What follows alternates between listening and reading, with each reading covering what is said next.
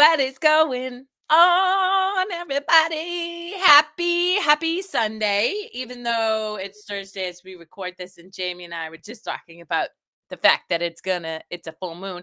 But anywho, this is only the second time ever that I've done a two-part What's Your Story with the amazing Jamie. And it's simply because there's no possible way we can get all of the good, juicy nuggets from Jamie in 1, 2, or even 10 conversations. But I will try to pull out the most inspired wisdom from Jamie in this next hour. And so thank you so much for saying yes to playing with me again, Jamie. Oh, thank you. Seriously, I love you, Carrie, I love you unconditionally, so. and I love hanging out with you. It's so much fun. So It much really fun. is. It's such a party. And so I was looking at your shirt, right? Show up for life, play to the final whistle. And I'm like, so good. And yet, both you and I have experienced big chunks of our own life where not only did we not play to the final whistle, we didn't really show up for life. And so that got me thinking as I read your shirt, in those moments of suffering, right? You suffered with chronic illness, you had this identity crisis, you felt so like disassociated from who you really were to what was presenting externally. How did you get to a place where you started to show up for yourself? Because that's a moment by moment choice, showing up for yourself. Would you not agree? I do agree. I do agree. It's a moment by moment choice. It's interesting because when I look at my behaviors and choices long ago, even though I was dissociating, I would say that I was showing up for life, but I was showing up for life in a different way, right? And we can show up for life in our present, and we can be present, and we can be truthful or not. And what I think was I was like half in, half out. Yeah. And what was wild was I had this huge narrative that frankly people believed about me, because I believed about Yeah, me, of course. If which you believe it, you're selling it. which was that and frankly, it's chicken or the egg, right? I have no idea whether this was impressed upon me and this is what I took on, or whether I fed it out, or I believe a lot of these are loops. But I was an all or nothing person. That's how I used to refer to myself. That Me I was too. an all or nothing person, and I never half-assed anything. And man, it's a humbling experience to realize how much bullshit that is. Well, let's And get clarity around that because, Mhm, how you said that, I immediately identified, right? Like, I'm like, mhm, if I commit to it, it's gonna be 0 to 100 until I achieve that thing. But mhm. what does that mean for you, all or nothing? So, I think that's evolved.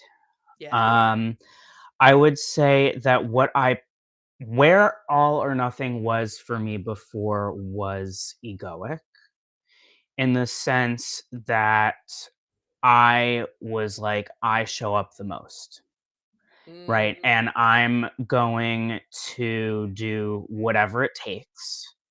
It was very angry, very competitive, and ultimately coming from a sense of lack and expectations. And it was about meeting people's expectations and meeting the expectation for myself. And ultimately, I think there was even like a desire to prove others wrong, not just about me, but also in the sense of if I'm showing up the most, then I'm in control.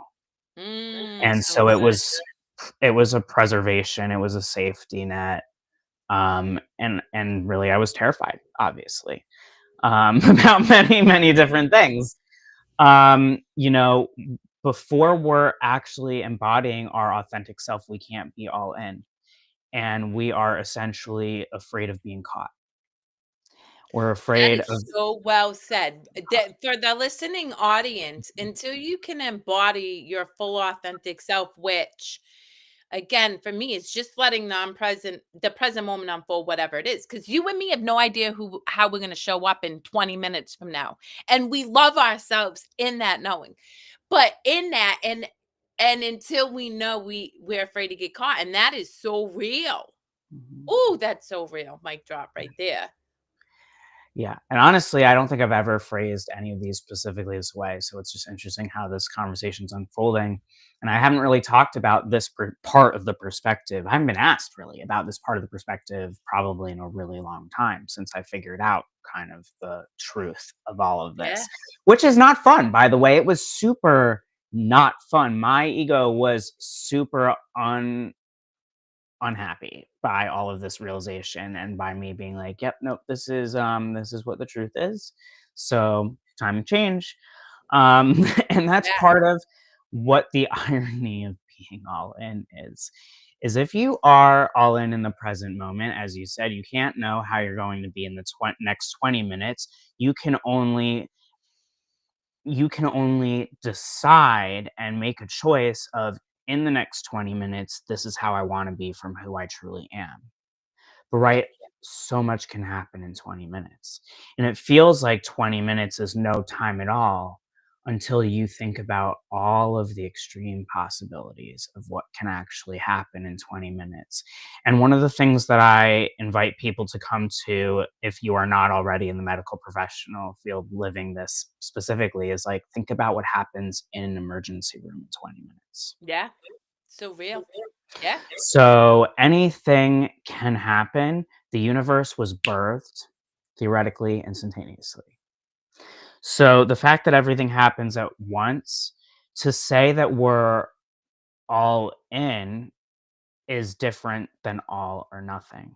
And I think that this shirt represents where I'm at now, Yep. which is giving my all to whatever that feels like authentically and wherever I'm at until the It next feels differently. lifetime, until yeah, until it feels differently. Whereas before it was like all or nothing. That's like expectation lack. That's like if I'm not giving my 1000 to meet whatever your expectation of whatever I am is, or my expectation as well of whatever that is, then I failed. So of And course you would struggle with Mhm. depression and anxiety because we're constantly failing because how can we ever meet another individual's expectations? We can never meet another. Like there's even in relationship, right? I mean, I am in partnership with an exceptional soul who knows themselves very well too, and yet I can't always meet Nana's expectations because what he needs from me isn't what I have the capacity to give all the time, and vice versa. So we've immediately failed if we go by that sum total, all or nothing. It has to look like this to achieve this result. Yeah. exactly. And this is where the suffering comes in, right? So the perspective that I experienced of suffering was that I was all or nothing on an inauthentic version of myself. And so I just perpetuated my suffering along with everyone else. And for anybody who's like choosing to blame on everyone outside of yourself, you are missing at least 98% of the answer if you are doing that. And this is not a judgment because we all do it at some point, but like it doesn't actually matter what other people's perspective of you are. It's about what your choices are based on Yep. from your perspective. And so how I got from suffering to not suffering was by s- by suffering to the degree where I was literally choosing life or death. And Ooh, suffering to the that's what it came. degree where I was literally choosing life or death. Okay, community, listen to that. And here's why. Because everything is degrees. There's no absolute. There's no absolute freezing. There's no absolute hot. There's no absolute love. There's no absolute hate. It's a degree of it. And your experience is that you were gonna suffer, right? But you were gonna choose to suffer towards life rather than death. Is that is that correct? Well, I think I was my it was more so I'm either going to die and not suffer, or I'm going to live and not suffer. And so that was what it came down to. But there was that shift, right? There was that because again, this is why the all or nothing is so important, right? So backtracking slightly from an outside perspective, if we are all or nothing, then we believe in only good or only bad, right? So from that, you're stuck because there's only right and wrong. There's only this way or that way. And if this way is not working and that way is not working, I have Yep. no other way. And so that is suffering, right? Because we perceive suffering when we feel stuck, when we feel trapped, because our souls are meant to be free and to expand. So we're actually not, I mean, we are and also not doing what we're setting out to be and do in the lifetime if we are living within that Yep. embodiment Yep. permanently. But the thing is that I didn't have that. I was in all or nothing. So I couldn't see the actual truth of the impermanence of that, which is why I felt like I was suffering. So when I had that moment of that tri awakening and I prayed and I realized suddenly that because I wanted more, there had to be more, and that I wasn't living my truth, and therefore I was not actually embodying this fully. That's where my suffering was coming from.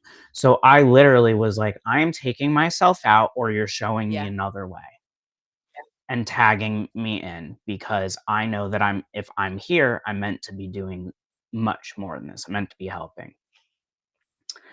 So that's how I flipped it. For me, it took going to this complete extreme whereby it was one or the other. And that's part of why I tell people I don't not believe in polarity and paradox. In a way, it both nearly killed me and saved me. Facts, like, and that's it. We are a paradox, right? We just simply are. Even the last time we talked, I thanked you for showing up on the show, and you're like, "Yeah, I can't do video and audio right now." I'm like, "I fucking love that," because you honor where you're at in each moment. Whereas, rewind 2 hours, we had like this amazing, immersive, intense conversation, and I really fundamentally know, just like you, the minute I truly label myself, like I create this identity, I forget the very fact that I'm limitless. I'm limitless and I have no idea, and so that's so beautiful. So let's talk about this though for a minute, because you made a choice, right? You had this awareness, but then you have to choose. And so right here, I was looking at this earlier today. We are what we repeatedly do. Excellence then is not an act but a habit, and that's Aristotle. And I thought about that because I had that up in my prior business. And I realized, do you know what I'm excellent in? And you are too. We're excellent in choosing love. Externally, I Mhm. may not be excellent at what you think I need to be, but I know 100% I make a choice every moment. Is that to say my ego doesn't show up and say, "Oh my god, Jamie's so much more successful and he's doing all of these things and I do this." No, my ego definitely. But I'm like, is that true? Or can I really lean into loving Jamie because Jamie teaches me stuff every day? And that is where I am repeatedly excellent, but it's a choice. So how Mhm. did you get from a place of like this, ugh, like this such disconnection and low energy? Let's face it, like when you're depressed, like you don't want to get out of bed, Mhm. you are having a hard time being present with individuals, you just want to curl up, to making choices that like breathe the life into you instead of continue down that pattern of death. because that wasn't my Mm. truth. So it was easy once I realized that wasn't my truth. Now, when I say easy, I'm using that a little bit loosely. It's Obviously, I like mean, better you than me. It wasn't easy but for me but being me. it but in the journey to be okay, let me clarify. The journey may not Yeah, have been easy, but it's how I always say, like, even about, like, the self-love audit, it's like, once you see something, you yeah, can't unsee it. So it becomes the only choice because it's the best choice, and that's the easy choice. The journey to yeah, embodying the choice, yeah, not so easy. But once I realized, "Oh, whoa, what? Like, I'm actually unconditional love? What? Like, I actually don't have to embody this suffering, and I can actually" like, it was literally as if a yeah, light turned on. It was an instant shift because it wasn't true. So looking back on it, it's like, well, duh, it was not my yeah, true alignment. So obviously it was easier for me to get in my alignment. And the thing is, it's like anything, right, in life, for many humans, the starting of something can feel so challenging, right? It's kind of like going to the gym. I have this very funny relationship with like exercise. And there's aspects of exercise that I really love and find super fun. And then there are exercises where if you're like, go do that like three thing where you like plank and then jump and then whatever it is, like, I'm like, I feel like I'm gonna die, and that's the last thing on the planet that I want to be, like, doing outside of, like, harming so true. another living creature is, like, doing those types of exercises.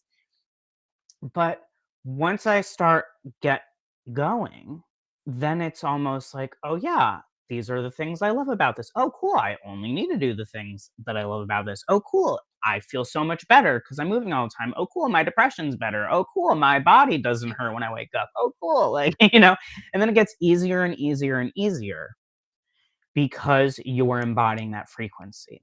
So part of it is actually the first part, once you've acknowledged what your choice is and that you want to, so number one is actually realizing Yeah, how unhappy you are. That's actually the realizing the awareness. lie. Yeah, So you've got to catch yourself. You get caught yep, from yourself. Then you got to realize there's another choice. Okay, then you got to choose what that other choice is.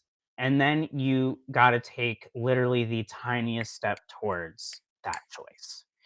And so all it is actually choosing to take that little step, even if you receive that your inner child is literally kicking and screaming and you feel like you are dragging them there, because that little bit then is the next little bit that pushes you to the next little bit, and suddenly it becomes something that is yep, fully embodied. Like, every time I get bedridden and then I have to go, like, through the process of getting back into physical therapy, it sucks. It super sucks, but I gotta tell you, over the years, when I come to that moment, it's faster and it's faster and faster because I know it's not gonna be as difficult as it was at the last time. So, like, for example, even, in May, I went to Spain with my dad, amazing, and before this trip, I knew in my mind 2 things. Number 1, I'm not gonna be in physical therapy for, like, 2 weeks. And I go to physical therapy 3 times a week. I am doing intentional exercise within and around physical therapy 6 wow, hours a week, and that is something that helps me yep, massively. When I do not do this, a lot changes. So, in my mind, I'm like, okay." Like, there's a part of me that's like, "Oh, no, oh, no, oh, no." Like, we're not gonna be doing physical therapy for 2 weeks. When we come back, that's gonna be challenging. And there's another part of me that's like, I'm going on this amazing excursion. It's going to be life altering. I'm going to embody a new version of myself. I'm going to expand and I'm going to be active anyway. But there's this dichotomy is right playing in my mind. Then I come home, right? Had an amazing trip, totally worth it. barely did my exercises, but did other movement. But there's a part of me that feels so much Yeah. stronger than I was. I'm like a new version of myself. I literally jumped off cliffs. I did things that I never thought I would ever do based on the journey that I was having. I healed major stuff with my dad. I mean, there was no Yeah. going back. And then the next day comes and I wake up and I'm jet lagged and I've got to get my ass to physical therapy. And I'm sitting at the edge of my bed and I'm like, okay, Jamie, I'm really feeling anxious about physical therapy today. Oh, but you're expecting that you're going to go to physical therapy and like crush it and that like you need to do this and that you need to love all of these moments leading up to physical therapy. You don't. You don't actually. You just got to get there and do your best. Step 1 is get up and get to the espresso machine. You can do that, right? And that step. And it's like that initial moment of getting up might be like, "Oh, I'm 35 going on 1,000." But the reality is that that is just a little thing. And the reality is that a couple of months ago, a couple of years ago, a decade ago, I was bedridden, 10 out of 10 pain, suicidal, completely miserable, completely feeling alone, like nothing was possible.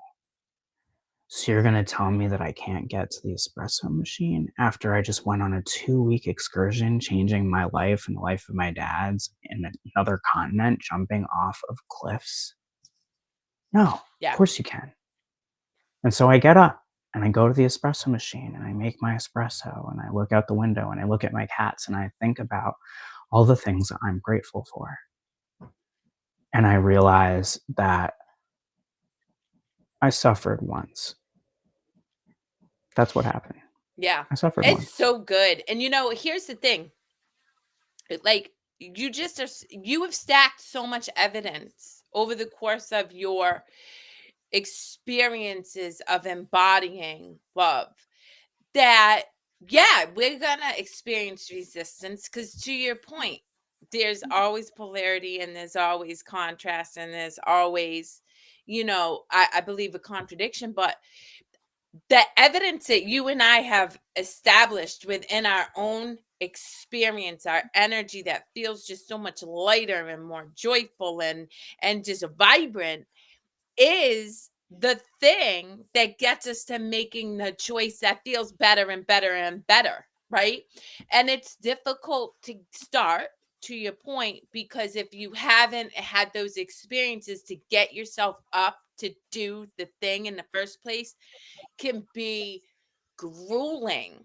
And yet, the one moment that you decide I'm going to get up, and even if you just make your bed, you look at your bed and be like, damn, I made my bed, good job, and get right back in bed. You've just provided yourself with evidence that is contradicting the belief that you can't do anything and that you're stuck in suffering.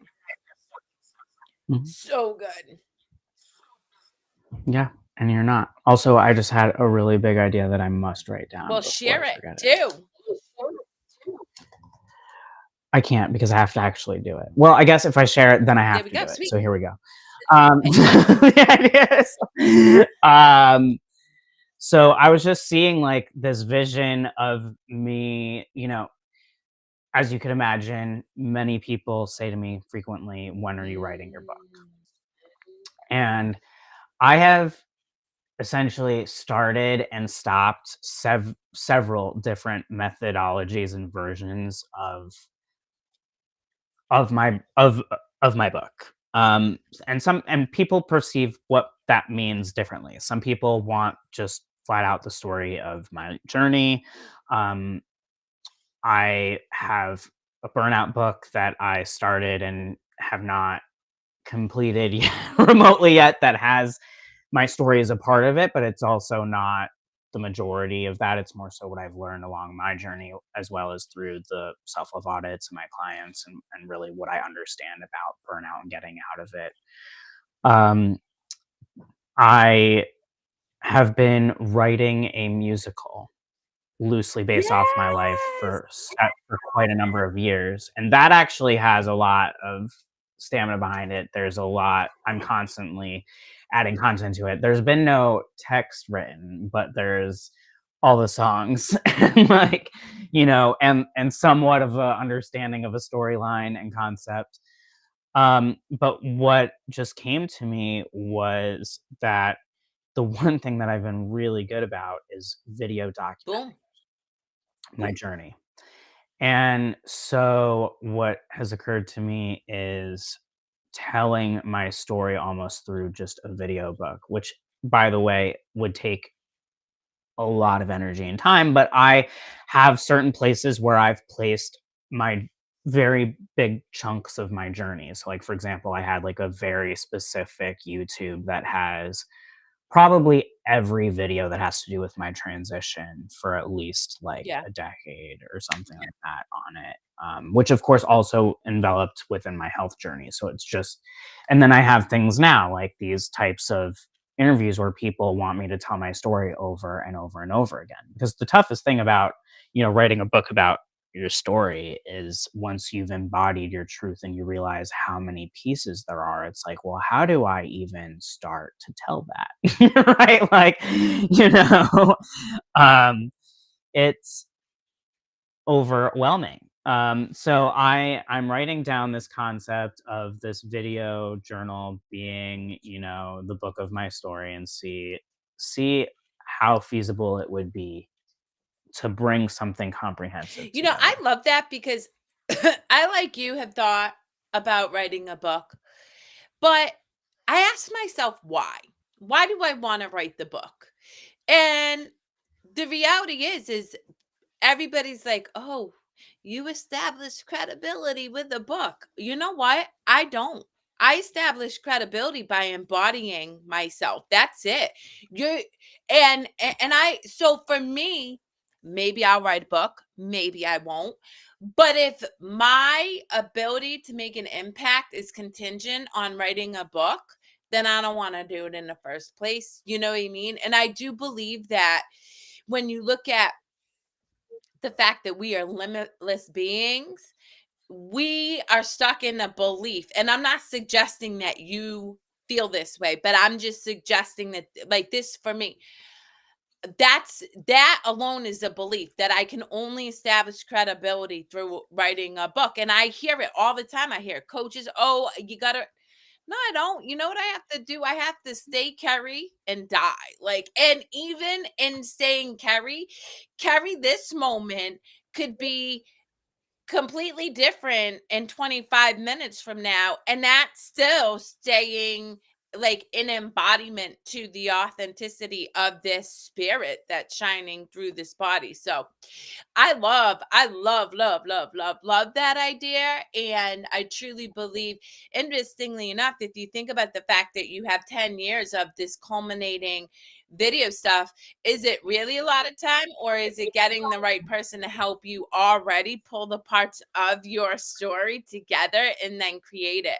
And I also think about Kobe Bryant, his book of his story was done in illustration, in the most unique Mhm. short story illustration um way. So there's just, it's so beautiful. But I do want to get back to that. Yes. um you and I are constantly put in positions where we're either allowing ourselves to continue to expand or contract. How do you nurture yourself in those experiences? So, for example, you said you went to Spain and you had the opportunity to jump off a cliff, and that's not something you have had ever imagined you would do.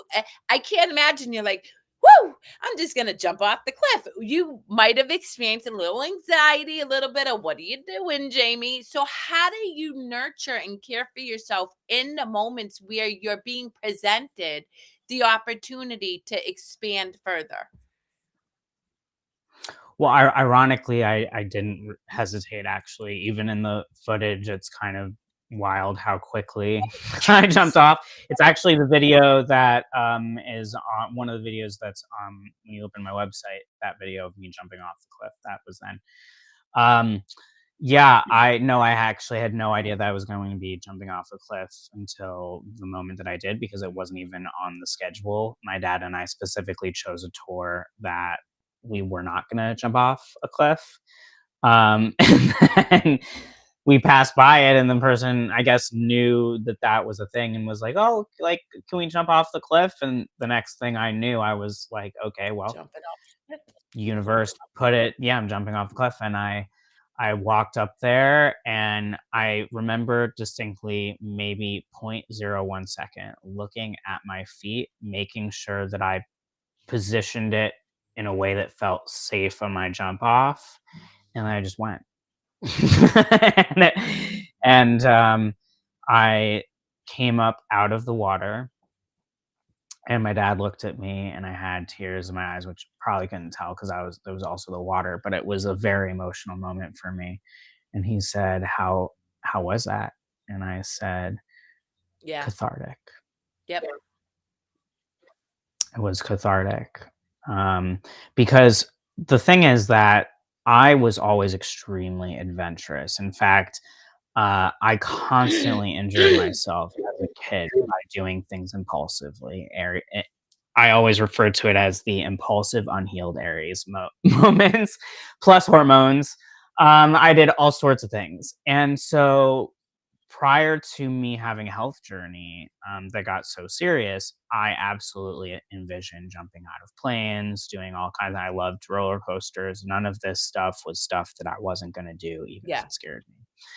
Um, but something changed when I went through my suffering, and I created a narrative at that point of which Jamie's going to live a life that's in this tiny box, Mm.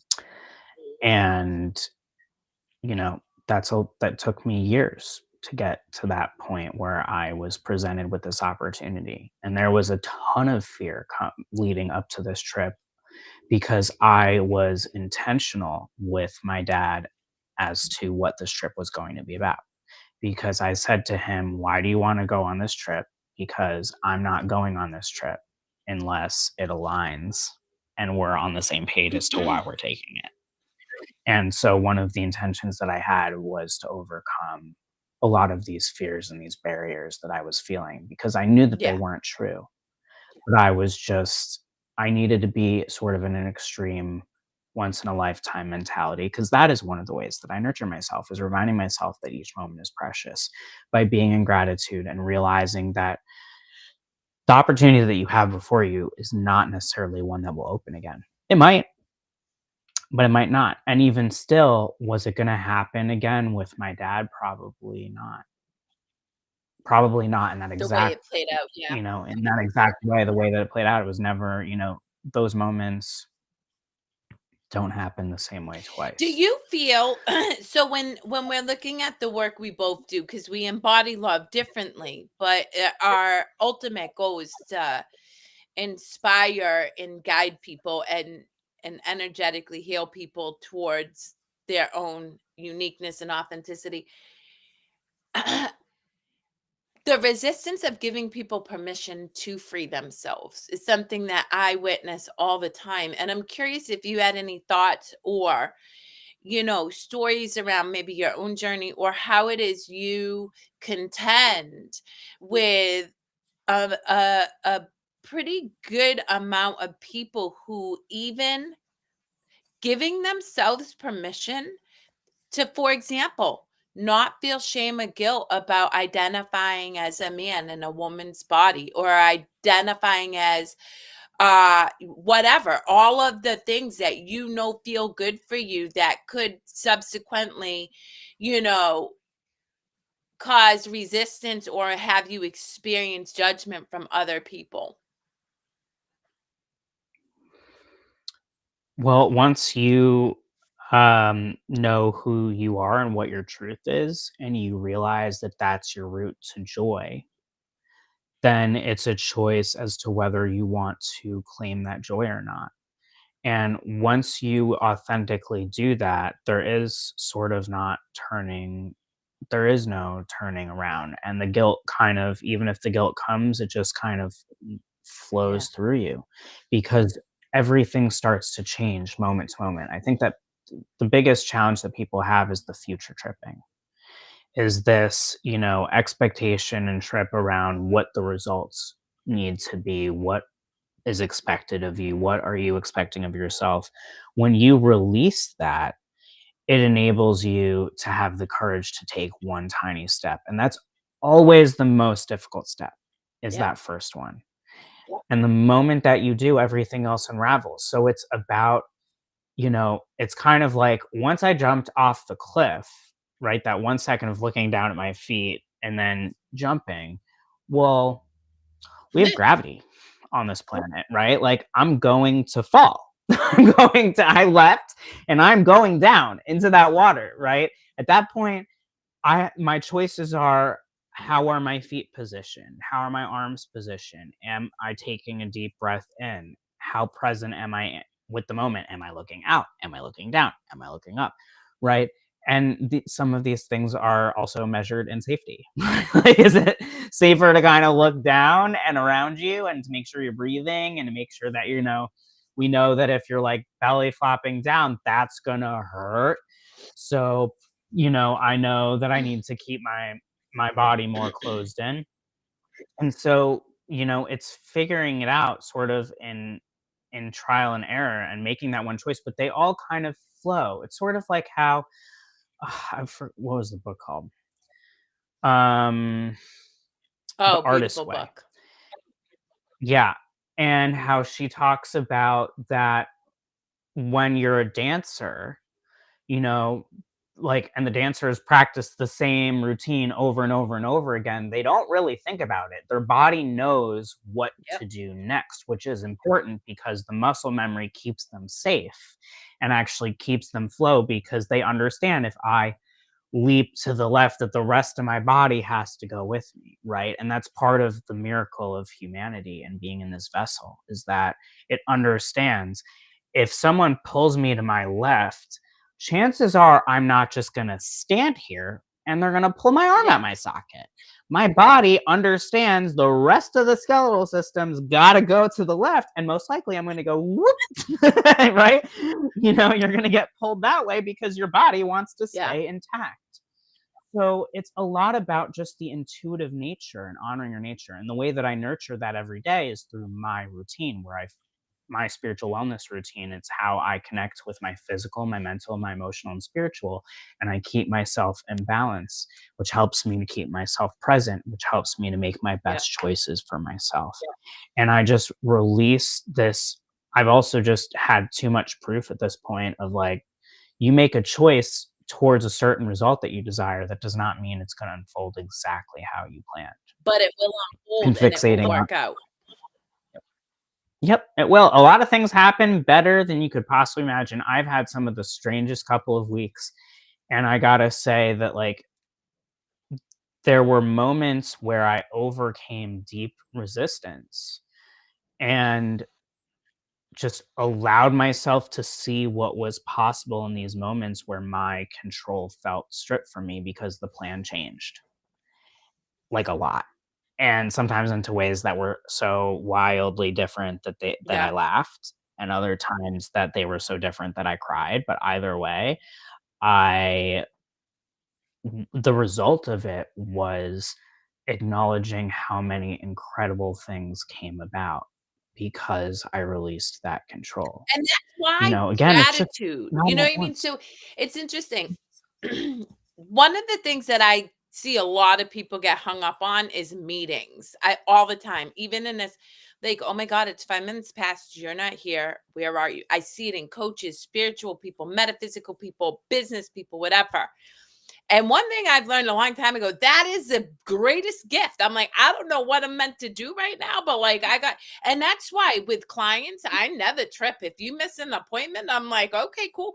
Because it lends to the opportunity of the unfolding of something I would not have otherwise experienced. And I really believe that's where we've got to give ourselves permission to recognize we've never been in control. We're not in control. And when we allow ourselves to just go with what's unfolding, we will experience far greater joy, peace, ease, and like those insights and aha moments than if the plan had unfolded the way we had it and the meeting worked out the way we thought it needed to. People confuse choice with control. Choice does not mean control.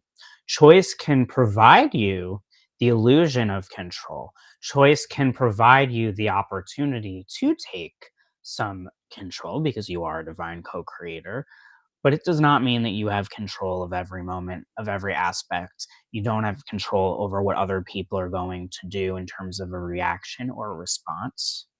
And you will never know to the degree that whatever you've done ripples. Like, I don't know if you ever seen the show The Good No, but Place? I've heard about it. Carrie, I need you to promise me that All you're right, going I to will watch check this it. show. You are going to love it. It is one of my favorite shows. You will Will it make absolutely me love it. laugh? I have Okay. Yes. Oh my god, no, it's really, really funny, and it's a very, very, very and you may cry a little bit as well, but it's mostly laugh. Mostly it's a comedy. The concept of the comedy is a very unique perspective on, God, heaven, and earth, what Yep. happens in the afterlife. And, the concept well, now I have to decide whether I want to, because that's a really big spoiler. But I often go to this as my example of this because it's spot on and it's actually part of how I came to Do this it. Yeah, realization, which is why I I would always be honor it. happy. I know it's gonna spoil it for you. It's such an important key thing. Well, I will The watch it base- and you can let me know, but I will say, I don't know. I just love talking to you. I feel like oh. I just love talking to you. And Okay, I'm I gonna find a way. rarely get I'm tongue gonna twisted. describe it. I'm gonna describe it in vaguer terms. Oh, that's an outlet. Okay, sorry. I saw something super strange on my floor. I've been seeing things in an expanded view to where things that are typical that have not changed in my space look different. You know what I mean? um, so there is a premise in the series. As I said, it's about the afterlife, right? Like afterlife. So they are attempting to understand the afterlife, where they are, how they got there, how it functions. Okay. Um, and one of the things that is realized is that you don't really know the truth of how things ripple because the system they thought was in place was based on this idea that we make all these simple choices back in like caveman times. And instead, the realization becomes humanity is very complicated. And they give this example of when you buy a tomato, there's a zillion little choices that you're making without realizing consciously that you're making them by buying Yep. that tomato. An example being, where did that farm come from? What was the ethos of the person that grew that precise tomato, that picked that tomato? What was the history of the land? What was the terroir? What was what were the agricultural laws and acts? Did it honor the Yeah. animals? I mean, like, there's a million different micro choices that you're making without realizing it. I think I did well, actually. That doesn't feel like I spoiled anything too huge. So the point, what's important to take about it is that one action actually is making Yep. a lot of actions. So that and part of why I inherently have come to believe that the resistance happens on a very subconscious deep level is that we, on a subconscious deep level, do understand that we're making a lot of choices with with one choice that feels like we're making one choice. And so our anxiety is from this greater overstanding. But the reality is that we to put that amount of pressure on ourselves is It's not not realistic. really. But you know what? To that point, and this is where I can honestly say excellence is an act, not a, but I mean, is a habit. I choose love. Am I making this choice of fear or love? Even like as we are talking, I'm thinking about my nephew downstairs and playing with him. I'm like, wait a minute, am I making this decision out of fear that he's lonely, bored, blah? Or am I making this choice because I love to play? I want to engage with him, and that's the thing is so I don't focus on ripples other than why am I what's driving me to make this decision, and if it feels yummy, then I know it's in love. And if there's anything that contradicts peace or yummy, I know I'm in fear. And so I won't make the action, or I work to not make the action. I'm still human. So I still operate from fear, people, sometimes. But generally speaking, I lean into the choice of love. The magic moment to me is that precise moment when we see the choice that we could make. We know the choice that we've made before, and we understand the choice that we desire. And then we make it.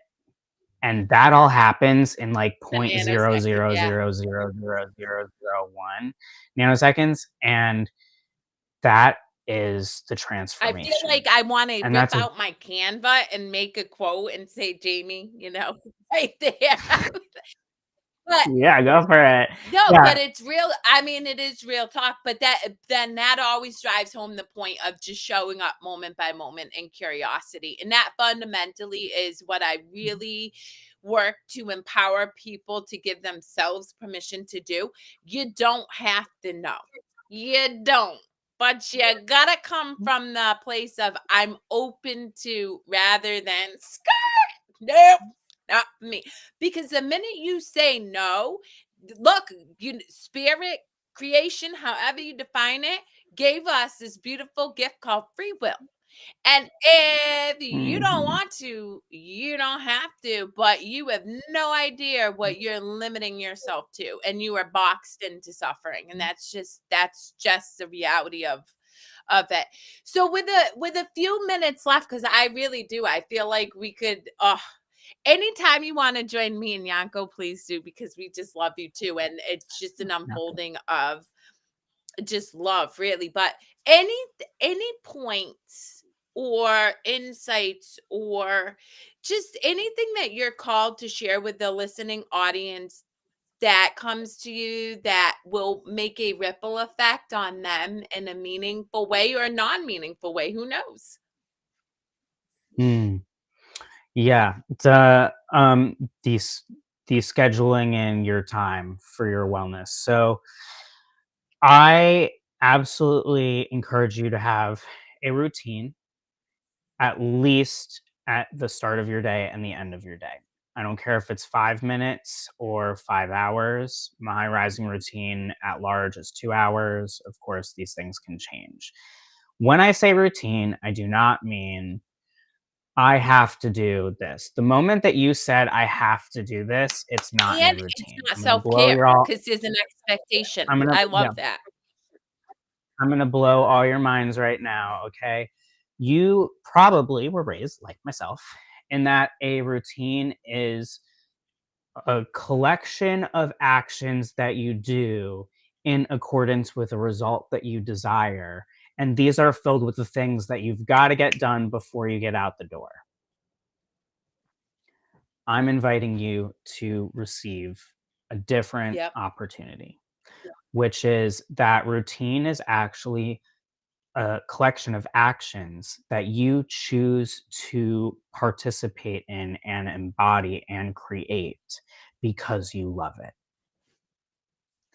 and that this routine is based around things that you love that bring you into balance in your physical body, anything in the meat suit, your mental body, anything that you think, your emotional body, anything that you feel, and your spiritual body, your higher self, and all that is.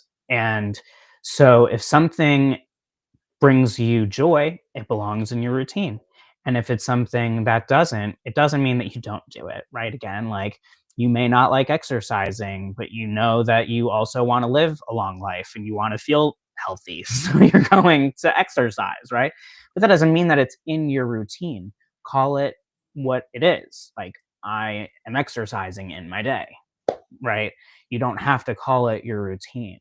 My 2 hours fuels me every day. People wonder how I serve powerfully. It's that, because the first thing I'm doing every day outside of feeding my cats or whatever is I'm fueling myself. And even that, I got automatic feeders. So actually, the first thing I'm doing in the day is not even that anymore. It's purely for me because I found another way, right? And so you giving to yourself and fueling to yourself from a routine, a collection of actions that inspire you, that you feel inspired to take because it brings you joy, is going to, guess what? Put you in Yep. a good mood. What happens when we feel in a good mood, friends? Right? We like everything feels possible, right? What's that song? Oh gosh, I hear it every time. It's so funny. I always forget the name of the song and who sings it, but it's a song that I literally hear when I get into that space of joy. And it's been in so many movies and so many scenes and everything. And the moment everyone's in a good mood, and it's like a very upbeat song, whatever that song is for you, that plays, like that is what you are embodying, that movie moment. Because when we are in a good mood, everything feels possible. We manifest, we attract what it is we desire. Everything feels You know, easier. I love all of that. And so I tell people I believe in fluid devotion to self or fluid discipline, right? Because I had a negative relationship with the word discipline for a long time. I don't care so much now, but if discipline creates this ugh, in you, maybe devotion to self would feel better. But it's what you said is spot on, and I'm right there with you. And what I mean is I am not moving from my space until I feel delightful. That I feel so and that means like sometimes it's an hour, sometimes it's 5 hours, which means if I can't be like do do do, I'm not working with a client. And my the people I work with know this. If I can't show up and be love and joy on for no particular reason, Yanko knows not coming today. And it's rare because I know, like Jamie, I've just culminated all these things that I'm like, "Oh, it's just so good. It's just so," and it changes. That's the other thing I love that you said. What brings you joy? You know, for many years, having experienced sexual trauma, like boxing felt so good. I wanted to be able to hit a bag, knock the crap out of it. Now, sitting in my chair meditating brings me the same, if not more, joy than that. So it is what Jamie said is 100% true. It's what feels good, what brings you joy in that moment, and give yourself permission to do that. And don't say, oh, well, I need to be journaling or I need to be doing. No, maybe coloring a skull feels good today. You know, who knows? But that's such profound and important advice. And I love it so much. So, where can people find you, Jamie? Like, what are the things that you do in service to the world? And how can people tap into the gifts that you offer to the world? Thank you. So, in short, what I'm doing is I am nurturing entrepreneurs and corporate executives who are leaders of love, people who are in leadership roles, embodying leadership, and want to bring love into this world in whatever their gifts are. And they burn out. So, I am a burnout recovery expert because, as you've been learning throughout these 2 episodes, my journey's been about burnout.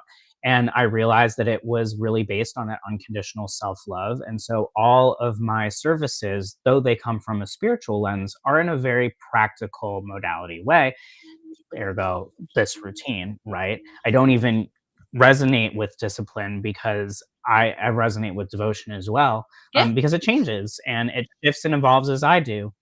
And I teach people through one-on-one as well as group in, modalities such as teaching them Reiki and how to be a Reiki practitioner, or to actually guiding them through my programs and services. Reiki is at the base of everything that I do at this point because there's never a reason to not have Reiki around. It cannot cause harm and it amplifies absolutely everything. Um, but before anyone does anything major with me, they go through the self love audit, which is my free service. It's a 1 hour experience, which is going to actually analyze through this audit. It's a guided experience. We're going to analyze your ability to perform personally and professionally based on your physical, mental, emotional, and spiritual balance. By the end of this, you have a very clear vision of what's going well, what you would like to improve, and what your goals are. And then I take that and I support you through your process of creating your routine and actually providing whatever modalities come to mind that are necessary for you. So I'm an Usui Holy Fire 3 Reiki Master Teacher, but I'm also a Galactic Channel. I do pendulums. I'm an Oracle. There are many different things that I have come across to help me. And those are the things that I bring about to help you. I bring about what helps you. In terms of where people can find me right now, the biggest thing that I'm doing consistently is Monday through Thursday, I am on Insight Timer. I'm a teacher on Insight Timer, and I'm doing live streams that are 90 minutes to 2 hours long of different modalities. The community is beautiful. It's free to join and participate in the lives. So I encourage you, if you're on Insight Timer or if you are interested, it's a beautiful wellness app that I like to provide services on, because it's a very curated community. It's all very Yeah. spiritual wellness, self development. So if you're into that, that's for you. But you can also find me on TikTok and LinkedIn and YouTube. Those are predominantly where I spend my time and my energy. I'm not really touching Instagram and rarely touching Facebook or X. I'm just going where I am guided to share. And live streams are where I thrive. So you're probably going to see more of that than anything. So whatever platform you choose, click follow and click whatever bell so that way you get notified. But ultimately, I am findable also from my website, wake-in.com. I have a master link for lnk.bio/wake-in, and that has I'm very good about keeping that up to date with like all of my services, all of my products. I have like 6 different collaborations with incredibly beautiful facilitators and providers of various expertise where we've created different tools and services to help you through this journey. So the sky is the limit because everyone has their own journey and you have your own needs and your own desires. And I don't do things the same way for everyone because not everyone is the same. And that was part of how I didn't Yep. get what I needed through much of my life, was because ironically certain people wanted to treat me equally, but they didn't realize that treating someone equally is actually meeting them where they are. You got to treat people differently in order to treat Yeah. people equally. I love that so much. So And I tell people, when you work with me, I provide a framework, right? I'm like you.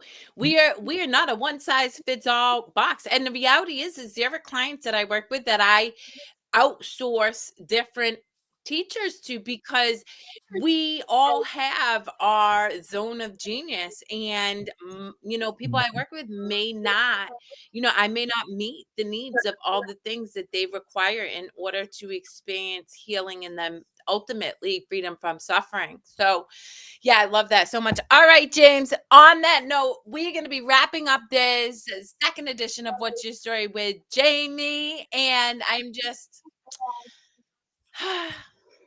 there are no words to convey. And I know you feel it because you tapped in. So, on that note, we are ending this interview, and I will catch you guys all on the flip side.